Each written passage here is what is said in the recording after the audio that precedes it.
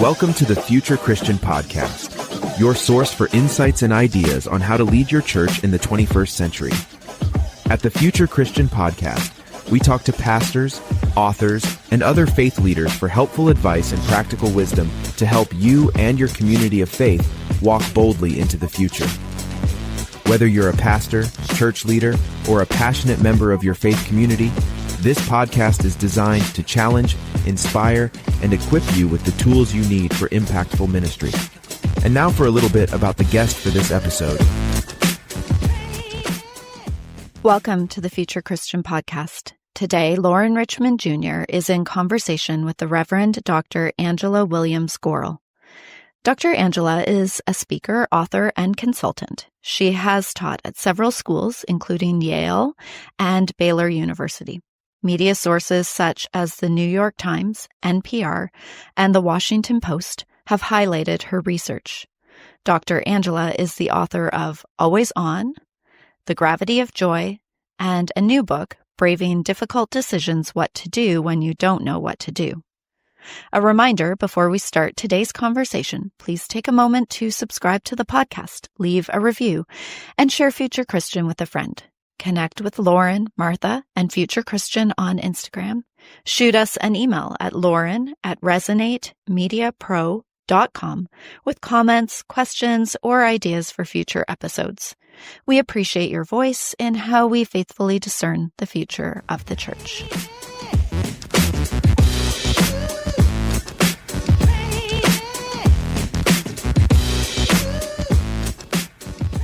All right, welcome to the Future Christian Podcast. This is Loren Richmond Jr., and I am pleased to be welcoming today Reverend Dr. Angela Williams Gorrell.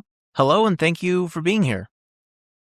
Hi, thank you so much for having me. Looking forward to our conversation. Absolutely, absolutely. You know, I want to say this from the top.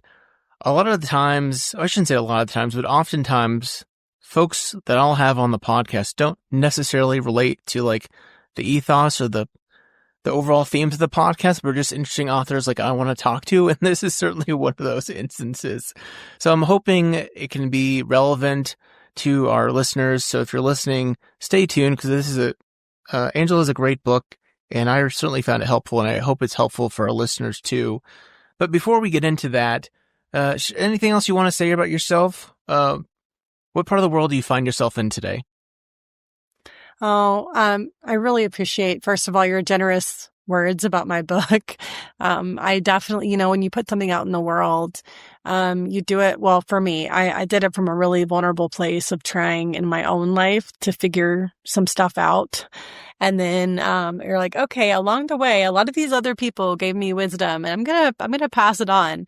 So thank you so much for your words about that. I live in Santa Fe, New Mexico, and I am home today, not on the road. As I get older, I love to travel, but also not too much. I love to travel, to speak. I feel really honored and excited whenever people come, ask me to, but I also love to be home. And so, especially in the fall, Santa Fe is a gorgeous little mountain town. And so it's not hot right now. It's not freezing. It's just like the most perfect fall day. I'm really, really grateful for it. Well, thank you. Thanks for sharing that. Share, if you would, kind of about your background, your faith journey, what that looked like in the past and what that looks like today. I was raised in the church. I was one of those babies whose parents were taking me to church the first Sunday after I was born kind of thing. Something that most parents in a post-COVID, or we still have COVID, but right after a pandemic, we just can't really imagine it. But my parents took me to church and passed me around to everyone the first Sunday after I was born. So I was born into a really deeply Christian spiritual family. And for me growing up, for a number of reasons, it was not easy to be the child that I was. I had a really difficult speech impediment. I was born deaf, all these other things we could go into. But had a hard childhood, just felt really disconnected from others in a number of ways. And then my family, had some difficulties. And so for me, the church, especially I started to notice in middle school, was a sanctuary for me. It was this place I could go. It was a safe haven where people mentored me and helped me, and I think really saw me and helped me to feel seen by God. And so for me, a lot of my spirituality has been sort of, I think, grounded in those sentiments and experiences that I had where I was like, I want to give this away to other young people.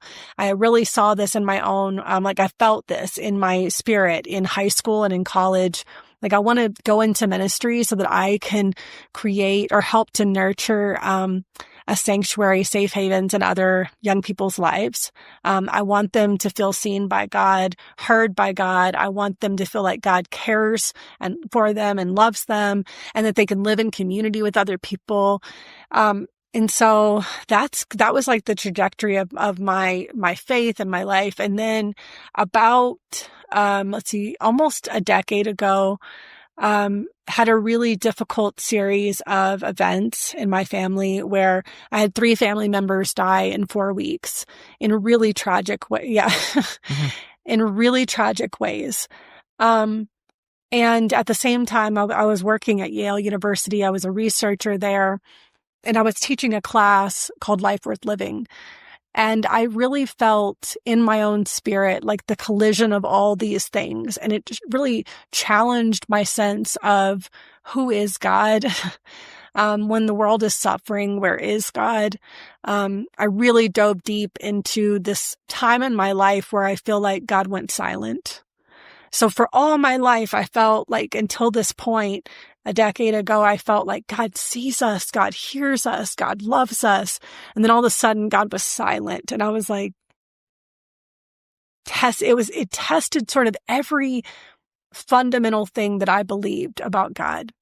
And so in the last decade, I've had to answer some big questions around faith myself. I've had to I found myself like leading this class, Life Worth Living. And one of the big questions we ask in this class is, how should we respond to suffering?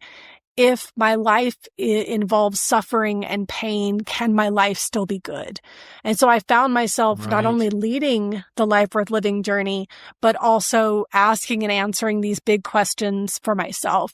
And what I've really, I think, come to like be at peace with in the last few years is that there are seasons of faith, and every few years or so, just like there are seasons of every aspect of our life, we have to kind of recommit to things. We have to re-examine our values, re-examine our beliefs, re-examine our practices, and reflect. And sometimes we edit those, delete those, we add to those, and that's been kind of the period of life that I've been in.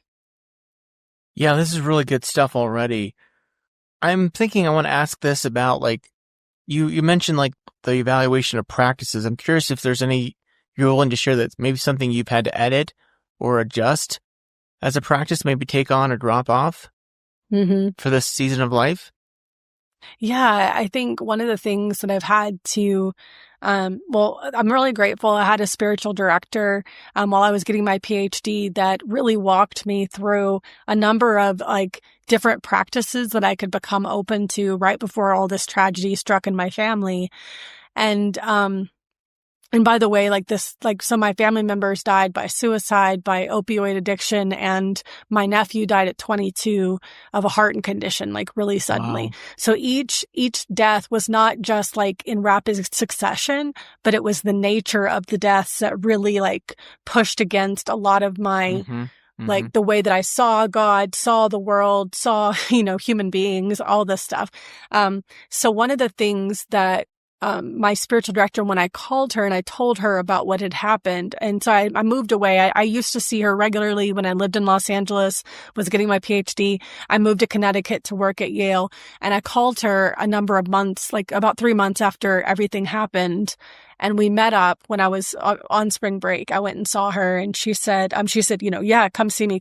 And we were sitting together, and she was like, Angela, silence is the language of God. or it's one of the languages of God.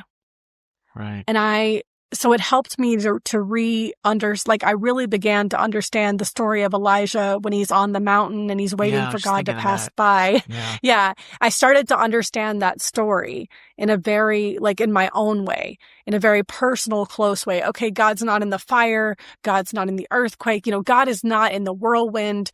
And sometimes God is. It wasn't until I really examined the story that I realized, oh, wait, there are times in the Bible when God is in all of these things. But for Elijah and in my own life, God was in the silence. And if I could look for it, listen for it in new ways in my life. And so meditation became a really consistent practice in my life that became really important for me. And so it's to this day, over the last few years, I've had to learn a lot about it in order to act. I've had to just practice it. Meditation is not something that you can think your way through. Yeah. When I say learn about it, I just mean that I had to watch other people do it. I had to do an app with it, and I had to start with guided meditation and this and that. But about a year ago, I joined an online meditation group, and that helped me to practice it even more, to sit with other people in silence for 20 minutes. Just became a really powerful way of a few different things. One, in meditation, you recognize when a thought comes to you, but then you can imagine putting it into a little boat and letting it float down the river away from you. And it doesn't mean it's not important. It doesn't mean it's not actually a thing. It just means I'm going to let this go right now. I'm going to release this right now. And so that's become, a way of listening to God for me that's been new and different, but also really healing for me. Yeah, such good stuff here. I'm looking forward to talking more about how the book and all this connects. I want to start with, so Angela's the author of Braving Difficult Decisions, What to Do When You Don't Know What to Do. And I'm laughing at that subtitle because this book kind of came to me when I was a similar context in life where I didn't know what to do. And I want to start with this. I'm trying to find the quote here. You write about two ways of going through life. Oops, I'm in the wrong book. Keep going. Two ways of going through life. Share, if you would, talk about those two different ways of going through life. So you can go through life trying to manipulate everything, fix everything, define everything, figure out everything, manage everything. That's one way to go through life. Just grasping at control, ultimately. If I could just do, and you can fill in the blank for yourself. Mm-hmm. If I could just get this much more time, if I could just do this with my money, if I could just get this much more power or recognition, if I could just get this person to love me differently, if I could just get this promotion, write that book, be that much more powerful, important, I would love my life better. I would like life more. I would, and so it's just, it's a one way of moving through life is to grasp for control consistently. And then the other way, and so you can picture this if you're listening, and I'm so glad you're here. If you're listening with us, we know that your time is so precious. And so if you're cooking or walking or strolling somewhere or driving and you're listening to us, you could imagine just walking through life, just with your fingertips trying to grasp at things or holding on tightly with your fists closed. That's one way of moving through life. The other way is the invitation, I think, of the Christian faith, which is an invitation to surrender. Mm-hmm. It's release. It's letting go. It is saying, God, I don't have control over my finances, other people.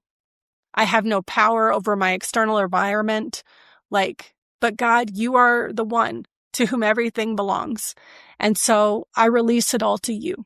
I make it an offering to you.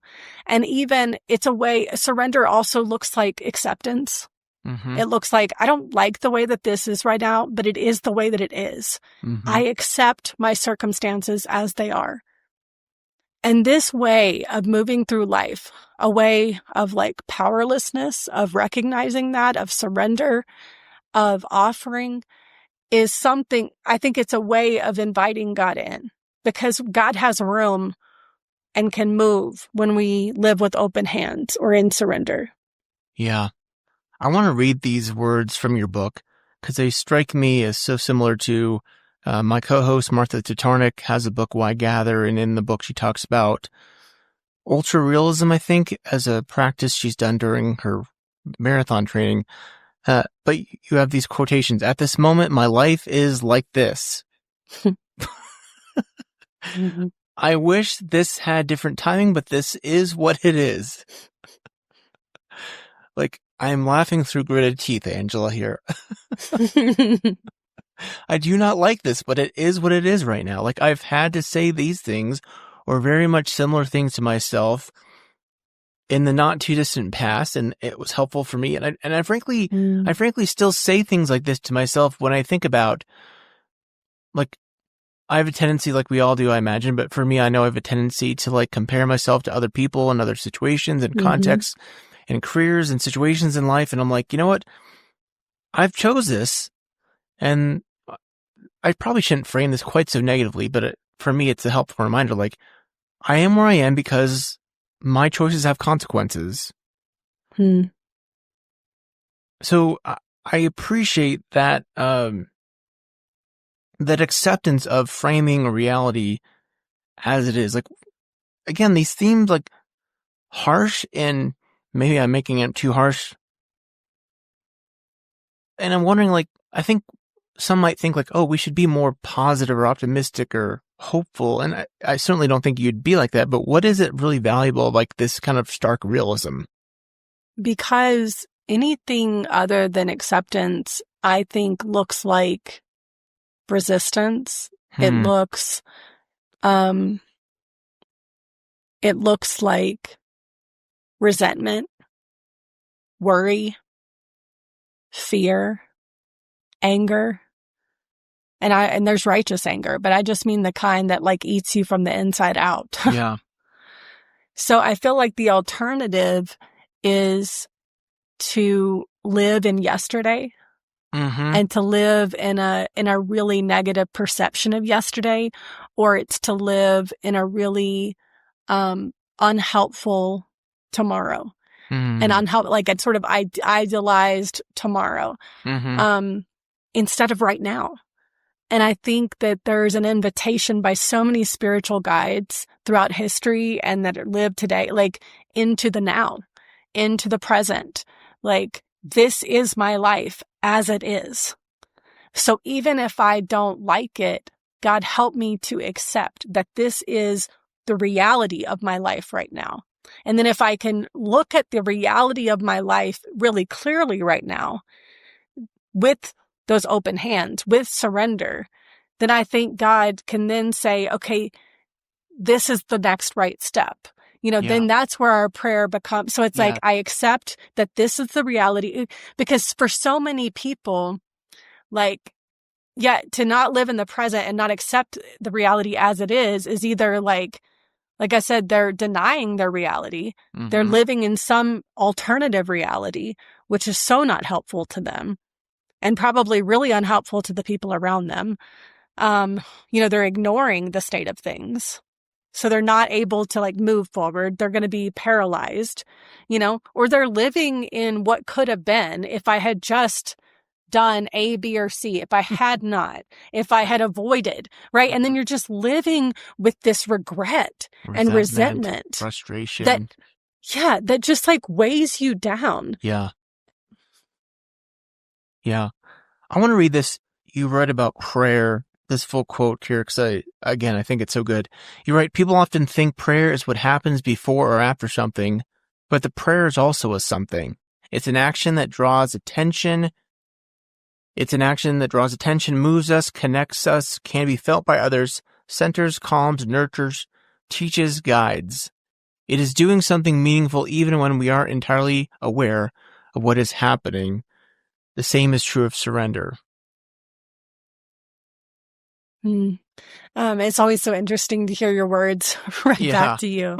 But yeah, I feel like that's something that I've learned in my own spiritual life, is that when I pray, it's not just, because like we can think of it sometimes as like the first way of going through life. If I could just manipulate God enough, if I could just control God enough, or my circumstance, if I could just manifest this with my brain, then this will happen the way I want it to. But instead, I feel like prayer in my own study and experience of it, and like I said, a number of spiritual guides who've taught me over the years through their books, through their TED Talks, through their podcasts, like whatever, through their preaching, is like, no, prayer it shifts me in alignment with God. Like prayer is literally like aligning my will with God's. If I pray, God, I want to see like you see. I want my heart to break for the things that break your heart. I want to long for what you want me to long for. I want to be in relationship with my circumstances in the ways that you want me to. And so, and then prayer is that calming. It can be that shift, like, God, release me from the bondage of fear, of worry, of resentment, of regret, and then instill in me humility and truth and love, whatever you need God to put into your spirit. Like we can be praying for those things, Yeah, it's really good. Something that also stood out to me was you talk about the importance of understanding feelings as information, but not as stopping points. Talk about that, the importance of making that distinction. Yeah, so I'm not somebody who says like feelings don't matter, or feelings are always. I think some people feel like that feelings are always like there to like take you astray and like don't give in to them, or whatever. Right. But feelings are information in the sense that they do signal something. So feelings start as motions, energy and motion in our body.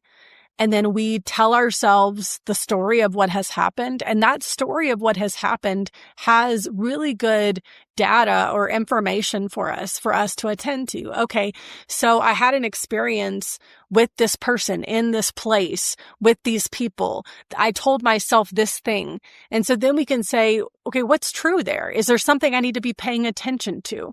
Like, is there a reason why I need, that I'm noticing that I'm angry? Is there a reason why I'm nervous? Or, is there a reason that I need to fear? Like, is there something so I think that God can speak to us through our feelings, like the way that we make sense of our experiences, and that God gave us feelings for a reason. And I point out this in the book that in the life of Jesus, we see feelings like anger.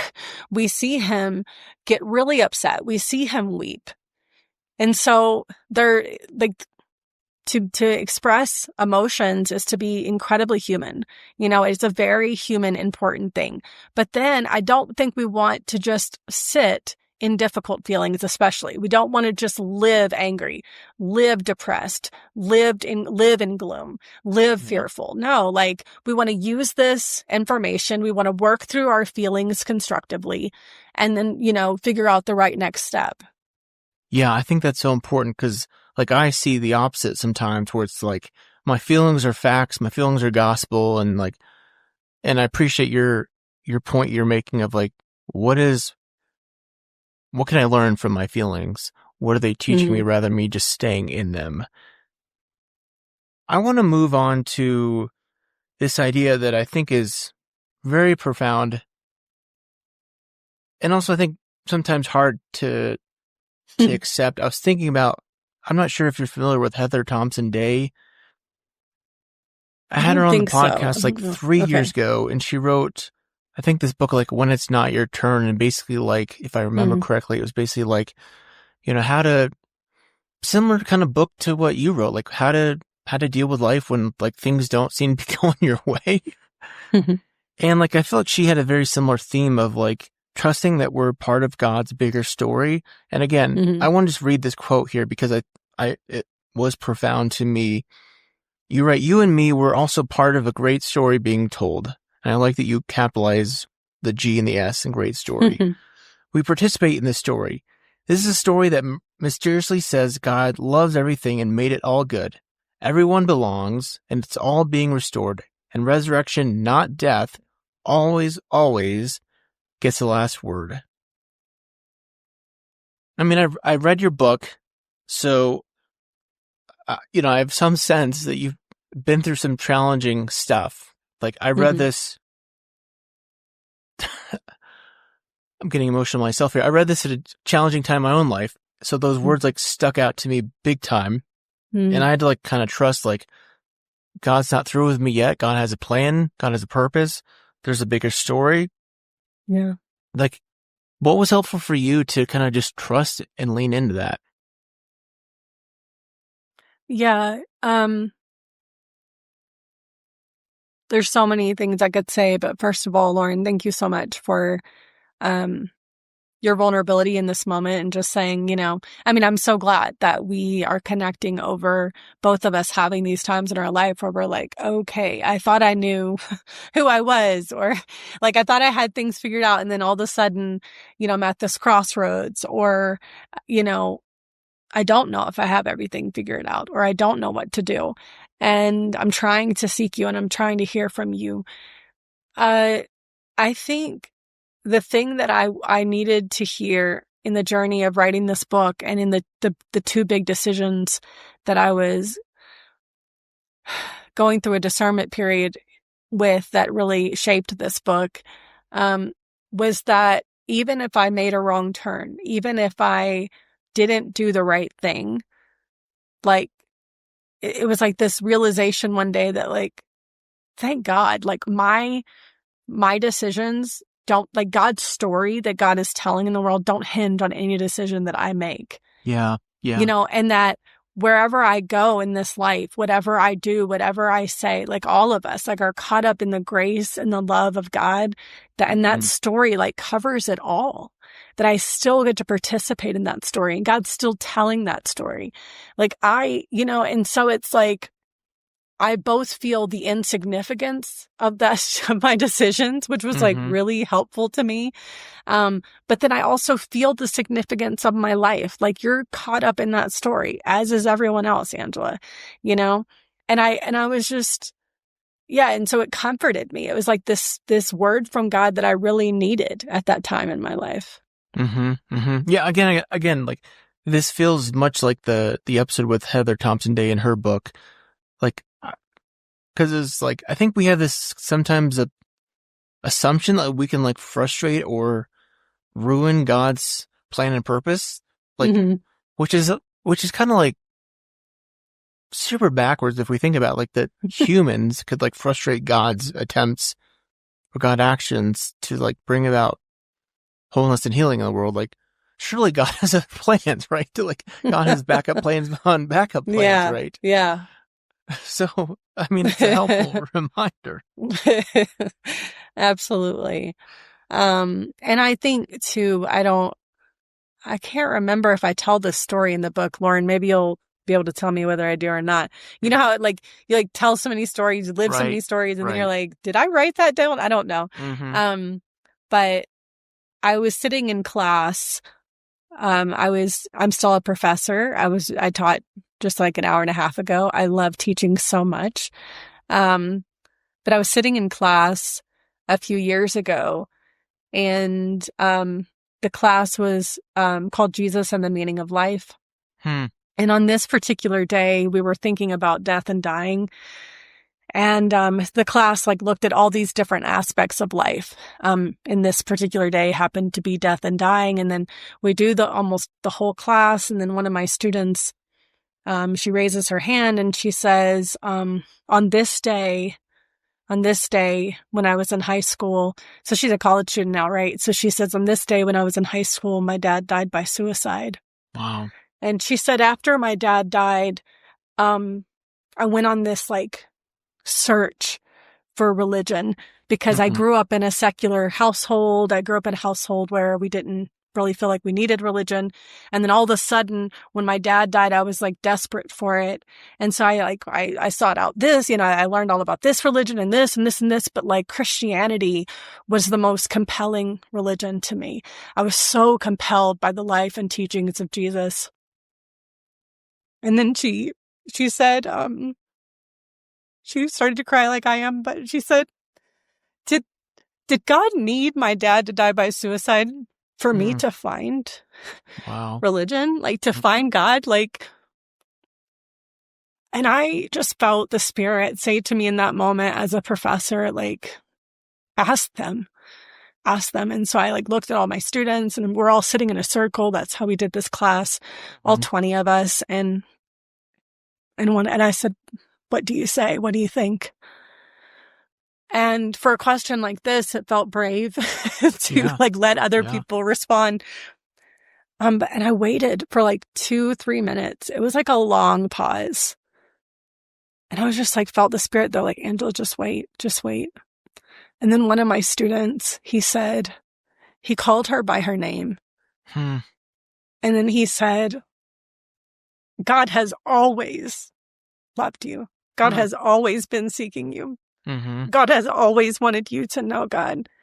But maybe it was just in this moment after your dad's death that you could see it. Wow.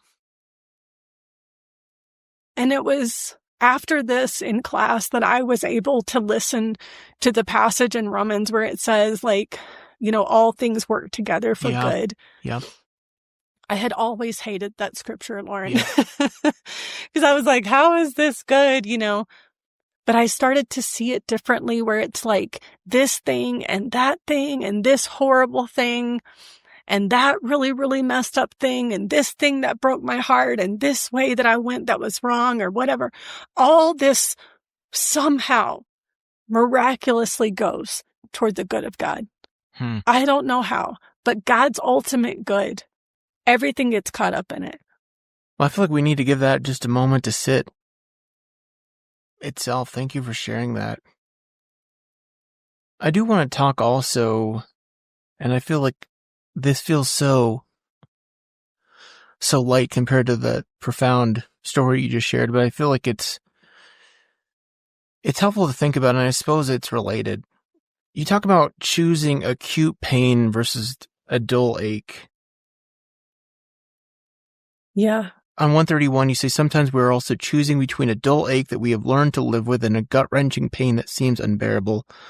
Most of us prefer chronic pain over acute pain. And again, I don't want to speak for you here, but I'm thinking, for instance, the acute pain you're talking about is not like that story. We're not choosing suffering for ourselves. We're not choosing heartbreak. Let me frame it this way, and you can tell me if I'm on track here. A year ago, over a year ago, I realized I was in a job I really didn't like. And I didn't really see a future for myself and didn't really feel like it jived with what I want for my life and my future, my family, all that. So I kind of was do I just kind of keep grinding along this kind of chronic pain of being low-key miserable and unhappy and grumpy at home because I have to go to work, this job I don't like, blah, blah. Or did it kind of take this acute pain of making sort of a jump and leap of faith of oh, this is super scary. So yeah, is that track with what you're trying to get across here? Absolutely. Yeah. And this is, the reality for a lot of us is that, in general, many of us will, in making a decision, choose pain. It doesn't, some of us are choosing between two good things. And if that's you today, amazing. And my book, hopefully, and hopefully my book helps people that are also choosing between two really good things or multiple good things. But oftentimes, at some point in our adult lives, we are choosing between two really hard things, but one of my friends, Michaela, she pointed this out to me one day, you're choosing between acute pain and chronic pain. And sometimes, and so, yeah, it's the chronic pain, you knew how to be at your workplace. You knew how to deal with, you're like, it's Monday morning again. I know how to get through Monday. Yeah. I know how to, I know how this goes. And so it's a pain you've learned to live with, a pain you've learned to manage. Mm-hmm. It doesn't mean you enjoy it, but that familiarity, right? There's almost a comfort there. Like, I know what I'm doing. When we're ripping the Band-Aid off, so to speak, and we're choosing this other hard thing that we don't know what kind of pain is going to bring us, or the acuteness of it sometimes is like, all of a sudden I had these colleagues and I don't anymore. Mm-hmm. I knew where I was going on Monday morning. Now I don't anymore. Someone else was paying my health care or my retirement. Now someone else isn't. Or I chose this other job and, and even though it's different, there's still, there's this, this lack of familiarity that's really hard for me, or whatever it is, and the same thing happens in relationships. Like, when I shouldn't be in a relationship with this family member anymore, or this friend, or this romantic partner.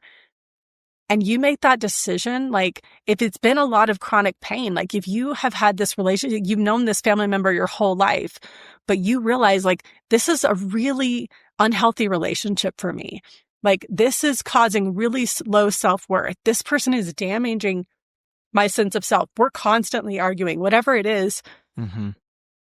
But that's familiar. It feels like home. To then break off that relationship with that person, it's like, it's a new kind of pain that you have to learn to deal with. Yeah. So this is a podcast that we aim to speak to pastors and church leaders. So I kind of want to make one, I suppose, comment or section to someone who's in that position, if only because I think these things we're talking about still really matter and are very applicable. In many parts of American Christianity, it seems like there's two just bad choices for churches and leaders. It's a tough situation. For many churches are struggling economically, financially. There's no clear future ahead.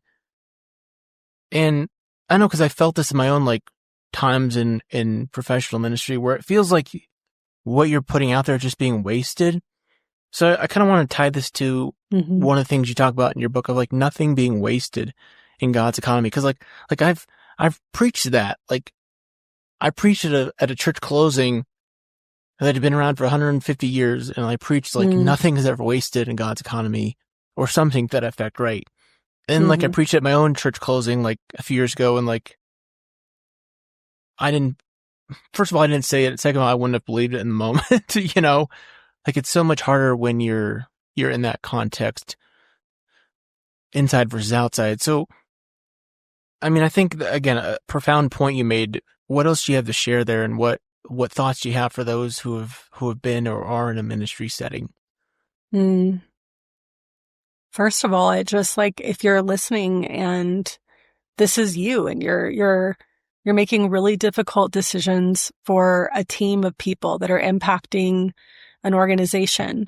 You're making difficult decisions that are disrupting, you're having to let people go. Mm-hmm. Your budget is shrinking. Your building needs to be sold.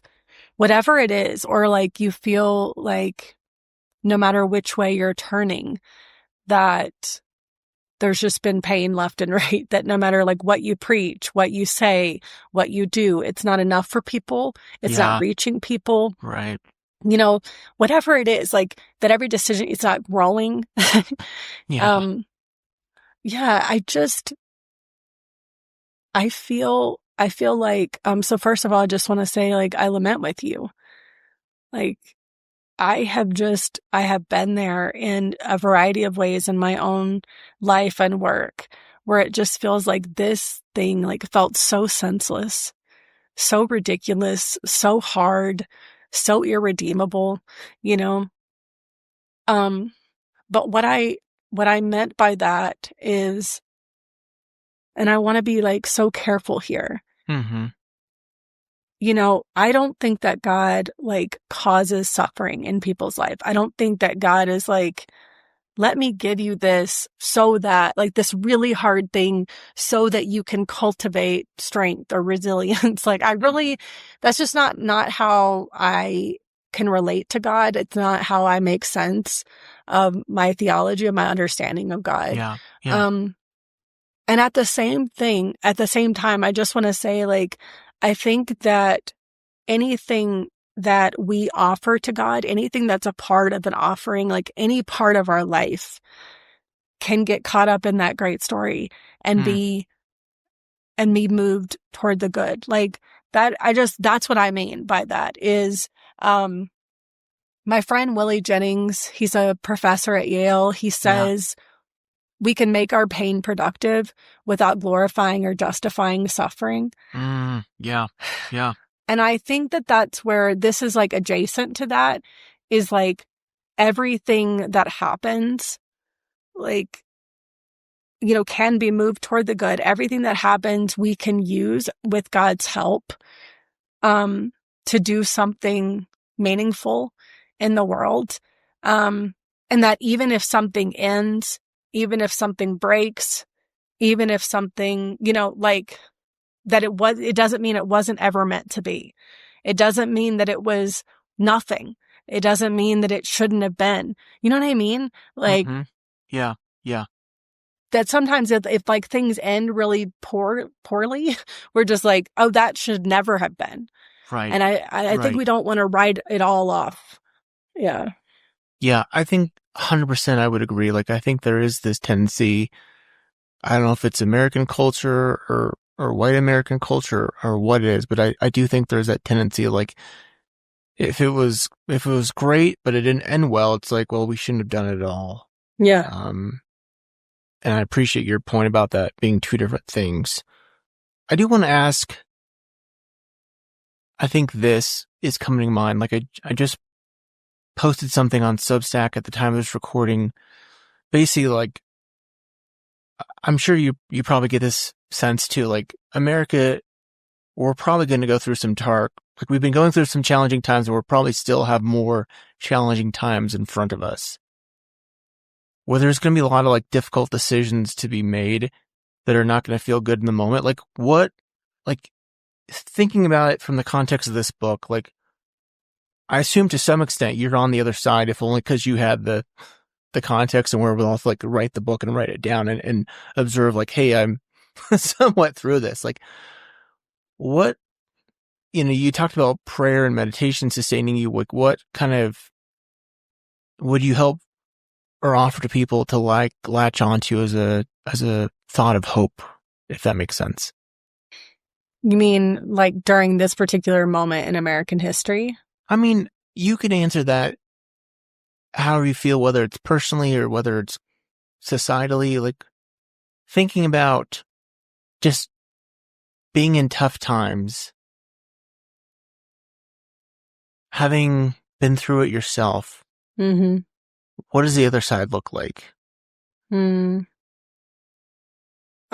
think one of the things is that healing is possible, and that you won't always feel the way that you do. And I don't mean like healing in the way of forgetting, or healing in, healing in the way of like, oh, that thing, when I think of it, doesn't like make me sad ever again. Right. But I just mean that, like, my sister Steph, whose son is the one that died, Mason, Steph says, once you have a death like this in your life, like, you always carry a grief backpack. Like, you just like are always wearing that backpack everywhere you go. And I really agree with her. But the thing is like, you do learn to move through life with it, and you carry it differently in different seasons of your life. And so if you're in this like season of just like your heart is totally broken and you're just having a hard time getting out of bed every day, like, there is a day that comes when you feel like, oh my goodness, like, I've gotten on the road toward healing. Like, I'm starting to feel joy again. Like, joy is creeping in, and I'm giving myself over to it, as Mary Oliver would say, and like, I can't really help it. Where the light's coming in, I'm noticing the goodness of others, of God, of my life in this small way, like again, And so I do think that, that you'll carry it differently over time, and that the light does eventually come back in. Yeah, that's good. That's good. Well, I want to keep talking about this, but also like I want to respect your time, and also want to respect like just your emotional and my own emotional kind of like limits here. So I really appreciate you sharing. For our listeners, the book is Braving Difficult Decisions: What to Do When You Don't Know What to Do. We didn't even talk about this. I feel like you talked about the importance here of like making kind of values, which we didn't even talk about, which is again, right, something that I'd highly recommend. It was helpful for me just to kind of like, because if I feel like when you're kind of in that real like stuck point, it's like, I don't even know what to do. Then you can have those kind of list of values of like, this is what really matters to me, and I'm not being overwhelmed by my feelings in the moment and blah, blah, blah. But again, Braving Difficult Decisions: What to Do When You Don't Know What to Do. Highly recommend it. Go check it out. Let's take a quick break and we'll come back with some closing questions. All right, we're back with Dr. Angela, Reverend Doctor. I want to give you your full titles there. Reverend Dr. Angela Williams Gorrell. Thank you so much for your time. Really appreciate your honesty and forthrightness in our conversation. So closing questions, hopefully they'll be a little lighter than our past here conversation. We'll see. If you're Pope for a day, what might that day look like for you? Yeah, my friend Liz says that I live in the deep end of life, Loren. So Okay. I don't know how to do small talk. The thing is that the first thing when I saw this question, when I was looking over your questions for today, and I was like, well, I couldn't be Pope because I'm a woman.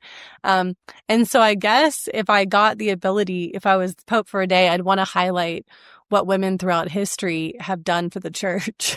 Okay, yeah. And be like, hello, why don't we have any women that could be Pope? But yeah, I'm writing that down. That's good. I like that. Yeah, see, I appreciate your not getting stuck on that. Some people like get stuck on the mechanics of that. Like, so thank you for that. And I highlight a few of them in my book: Perpetua, Dorothy Day, Dolores Huerta, and on and on. But okay, well that leads well into our next question of a theologian or historical Christian figure you might want to meet or bring back to life. Oh my goodness. Yeah. Anyone in my book that is not still living, I would want to meet, because they're all just sheroes and heroes to me. But I actually, I think my spiritual hero is Howard Thurman. It's been said that the Reverend Dr. Martin Luther King Jr. had two things on him at all times: a copy of the Bible and a copy of Howard Thurman's Jesus and the Disinherited. So, I mean, he was an incredible mentor and spiritual guide to the Reverend Dr. King, but also it was just so many. And I would love to sit with Howard Thurman and have dinner with him. I love Meditations on the Heart as well, like an incredible little devotional book. So, just a well of wisdom. Yeah, thanks for sharing that. Okay, I suppose here with your more, living from a more, how do you say it, serious, or your friends say it from a more serious place? Oh, I live in the deep end of life. In the deep end, yeah. What do you think history will remember for our current time and place? I guess I should put some parentheses that these are meant to be quick hitters that don't go too deep. Yeah. Sadly, I feel like we're going to remember the division. That I don't know that there's never been a point in my own in my life on this planet that I've ever seen each side like villainize the other as much as we do. The lack of like respect and diplomacy for the other side. And so just a really huge rift between Republicans and Democrats. I think we will remember that. Yeah. What do you hope for the future of Christianity? I forgot about this one, Loren. Everything. No, I'm just kidding. I mean, I think my greatest hope would be that the great story that you quoted, like everyone belongs, everyone, like I just hope that like becomes more famous. Like the way that we talk about the gospel as this like expansive love. I feel like we've sort of lost, like, I don't know that that's like the first thing that comes out of people's mouths or comes to people's imaginations when they think of Christian. I don't know that God's expansive love is the thing that comes to people's mind that are not Christians. Yeah. And I wish it were so. Yeah. Yeah. Yeah. Well, where can people connect with you, find out more about you, copy the book, all that stuff? Yeah, you can buy Braving Difficult Decisions wherever books are sold. All kinds of like cool independent stores too, like Bookshop and everything. And you could also just go to your local bookstore, and if you ask them to order a book for you, they will. And so if you want to support a local store, you can too. I love to connect with people on Facebook, Instagram, or through my website, where you can, if you email me through my website on any page, there's a thing at the bottom, I will respond to you. So DM me, message me. I'd love to hear from you. Yeah. Cool. Well, again, I really appreciate your time. Really appreciate the conversation and your book. Like, I really recommend to others. So thank you again. We always leave folks with a word of peace. So may God's peace be with you.